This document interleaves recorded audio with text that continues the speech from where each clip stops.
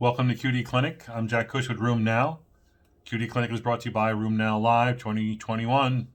It's in March, coming up. Today's case, Raynaud's or not. 57-year-old gal comes to see me, says she saw me 10 years ago with the same problem, but her doctors are worried about her. Why are they worried? Well, 10 years ago, actually about 20, 30 years ago, started having symptoms of what was called Raynaud's. Her fingers would get blue and white and all kinds of colors. And the question was, did she have an autoimmune disease that was worth worrying about? I saw her 10 years ago, said, don't worry, because we reviewed her labs, we reviewed her history, we did nail fold capillaroscopy. I don't have the records available, so I'm not sure exactly what I said, but she said I gave her a blessing and told her to come back if she wants to, but that she didn't need to come back.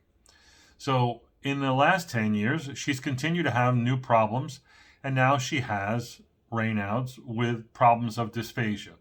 She's had esophagitis, she's had esophageal strictures, she's had esophageal dilations, and her GI doctors keep saying, maybe this could be, maybe. She's got a red rash on her face and whatnot, so she does have rosacea. Or it could be polymorphous light eruption. She doesn't have a malar rash of lupus. In fact, she has no other features of lupus. And she does have esophageal disease. And I, again, did nail fold capillaroscopy and lab tests, and she is ANA negative, and her nail fold capillaroscopy is not normal, but she doesn't have hemorrhages and dilations, which would make you worry. So this is a case of what? Is it Raynaud's? Is it primary Raynaud's? Is it Raynaud's phenomenon with a propensity for autoimmune disease association? Is this just acrocyanosis? So let's get into some definitions. Acrocyanosis is very common in women. Up to 75% of women will have color changes upon cold exposure, usually bluish fingertip stuff. They don't have ischemic manifestations in their fingers. They have no digital pits, pulp scars, infections, ulcerations. They don't have systemic disease. It's just they got reactive blood vessels. It's called acrocyanosis. Leave it at that. There are people who have mild Raynaud's sometimes, and I say you have Raynaud's when you are biphasic, when you either blanch and get white upon cold exposure, or get dusky cyanosis upon cold exposure, or you get reactive hyperemia and redness upon rewarming. You need to have 2 out of the 3 phases for me to call you Raynaud's.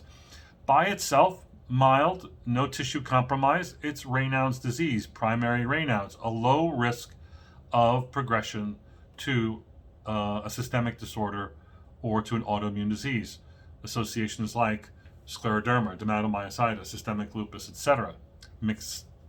I don't use MCTD, I call it UCTD, undifferentiated connective tissue disease. And then lastly, you have Raynaud's phenomenon or Raynaud's in association with autoimmune disease. Patients who have triphasic, you might be more concerned about. Patients who have Raynaud's and have any one of the following are patients who are at higher risk for tissue compromise, organ involvement, and the development of autoimmune disease. Turns out that patients who are ANA positive, strongly positive, none of this 1 of 40 nonsense, but strongly positive, have a higher risk for an association with an autoimmune disease. Patients who have evidence of tissue ischemia, digital pulp scars, or periungual ulcerations, or digital ulcers, obviously sclerodactyly, are at greater risk for the development of some of these other disorders. And then nail fold capillaroscopy. Nail fold capillaroscopy, the finding you don't want to see are hemorrhages and dilations. Those are seen in patients who get scleroderma and its variants, or dermatomyositis, or are at greater risk of such severe tissue ischemia that can have ulcerations or even autoamputation. So again, that's the risk factors for patients who have crossover from just Raynaud's symptoms to Raynaud's phenomenon and a risk of autoimmune disease. This patient, again, Raynaud's disease with an esophageal problem. I too am worried about it. That's why I did the laboratory test and the nail fold capillaroscopy, and she doesn't have anything.